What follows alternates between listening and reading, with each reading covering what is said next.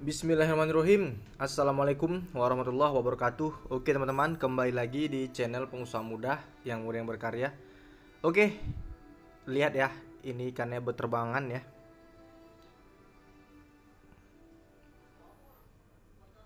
Ini ikannya berterbangan karena dia terkejut ya pada saat kita melakukan penjaringan ya. Jadi ikan gurami ini memang gampang terkejut dan sering terkejut pada saat melakukan pemanenan seperti ini ya. Dia memang cenderung berterbangan ya teman-teman.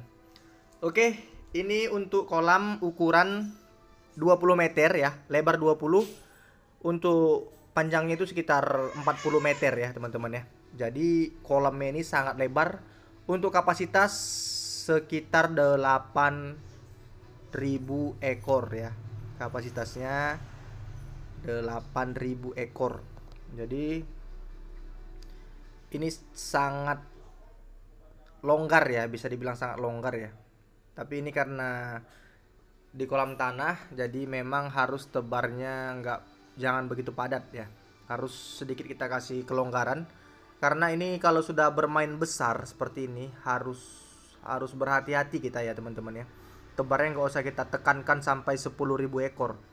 Ini cukup 8.000 ekor aja, kita turunkan 2.000 ekor ya. Jadi 8.000 ekor aja. Karena kalau sudah beberapa kali saya ulangi di video-video kita ya. Kalau kita sudah bermain besar ya, dengan skala yang ribuan ekor ikan sampai 8.000 ekor ikan, itu sangat-sangat berhati-hati karena memang modal yang kita keluarkan itu sangat besar ya teman-teman ya. Jadi memang harus benar-benar ini harus berhasil sampai panen. Itu yang perlu kita jaga, yang paling utama ya teman-teman ya. Dan ini untuk kolamnya dia memang sistemnya air mengalir ya. Kebetulan ini dulunya kita budidayakan ikan emas ya. Ikan emas, jadi kolam ikan emas itu dia memerlukan oksigen yang tinggi. Jadi ini memang airnya memang mengalir atau berganti. Kalau dibilang sistemnya ini semi deras ya teman. Jadi memang untuk kondisi kolam itu sudah sangat mendukung ya teman-teman ya. Sebenarnya ini bisa saja kita tebar 10.000 ekor. Bisa saja kita sebar 10.000 ekor, namun karena memang kita mau cari aman agar ini panennya pun maksimal ya. Jadi kita kurangi 2.000 ekor, jadi kita tebar 8.000 ekor. Dan proses penebaran ini juga sudah kita atur ya, berapa ukuran kolam ya, dan berapa meter perseginya dalam 1 meter kubik itu berapa ekor ikan ya. Ini nggak sampai 25 ekor ya dalam per meter kubiknya, sekitar 20 ekor. Maksimalnya sih 25 ekor, tapi ini kita turunkan sampai 18 sampai 20 ekor per meter kubiknya ya teman-teman ya. Jadi sedikit longgar lah karena kita memang benar-benar mau cari aman. Untuk hasil yang kita dapatkan pada saat kita panen ini itu hasilnya sebanyak 3 ton ya teman-teman. Hasil panennya itu sebanyak 3 ton. Untuk harga jual ini angkat kering ya.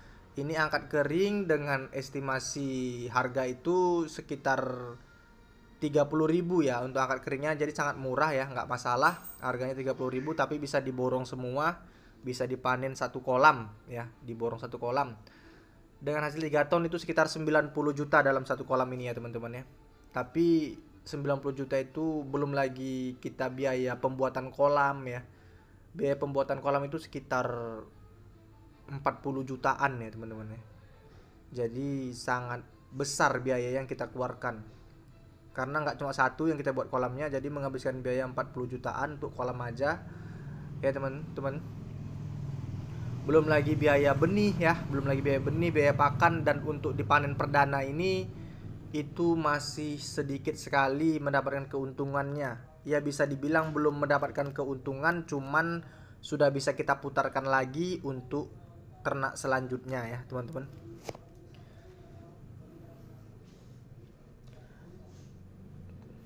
Oke, di sini untuk sistem cara budidayanya tetap ya. Tetap pertama itu kita keringkan dulu ya. Kita keringkan sebelum tebar benih ya teman-teman ya. Cara budidaya di kolam tanah ini memang sangat hati-hati. Sebelum kita tebar ikannya atau benih guraminya, itu kita keringkan dulu kolamnya ya. Itu kolamnya kita keringkan, lalu benar-benar kita hilangkan hama-hamanya ya. Setelah kolam kering itu kita periksa benar-benar memang benar-benar tidak ada hama, lalu kita siramkan di kolam itu kapur dolomit ya teman-teman ya.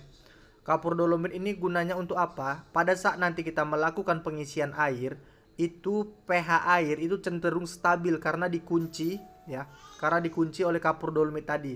Kapur dolomit ini gunanya untuk menaikkan pH pada dasarnya ya, untuk menaikkan pH. Jadi dia bisa menjaga kualitas air tersebut. Istilah dia bisa mengunci ya teman-teman. Untuk kadar airnya itu pH-nya di angka 7, jadi maksimal. Untuk benih itu memang harus, banyak pemula yang gagal di pembenihan ya, maksudnya di ikan baru ditebar lah, itu banyak pemula gagal karena dia tidak tahu situasi dan kondisi air tersebut memang benar-benar sudah layak apa belum dimasukin ikan. Jadi seperti itu. Banyak sekali terjadinya kegagalan pemula itu di benih ya, di benih yang pertama disebarkan itu banyak kali mengalami kematian. Jadi perlu teman-teman ketahui ya, ini step by stepnya seperti itu ya. Kita kuras, kita buang hamanya, lalu kita siramkan kapur dolomit ke seluruh tanah ya, ke seluruh kolam ini keliling. Itu kita sebarkan. Ya gunanya itu tadi untuk agar nanti air yang masuk itu cenderung stabil dan pH-nya cenderung stabil. Jadi seperti itu. Setelah itu baru layak untuk disebarkan gurami. Lalu benih guraminya itu enggak langsung kita lepaskan gitu aja ya teman-teman. Itu tetap kita berikan kerambah. Kita berikan kerambah besar atau jaring besar agar kita dapat mudah memantau ikan kecil tersebut dan agar mudah untuk menyeragamkan ya, agar mudah gurami tersebut itu menjangkau makanannya. Karena ini kan memang kolamnya lebar, jadi kita beri kerambah dan kita pemberian makan itu menyeluruh, sebar ke seluruh kerambahnya agar kebagian semua, dan besarnya pun seperti ini merata, rata-rata 6 ons ya, 5 ons, dan ada juga yang sekilo 3 ekor 4 ons ya. Jadi seperti itu teman-teman. Dan ini di panen perdana ini mungkin belum mendapatkan keuntungan yang banyak, tapi nanti di panen kedua ya, ini istilahnya masih membalikkan modal untuk pembuatan kolamnya, dan nanti panen kedua baru kita mendapatkan keuntungan yang maksimal dan yang cukup besar ya teman-teman. Jadi seperti itulah step by stepnya kita sebelum tebar benih dan sampai proses panen seperti ini ya teman-teman.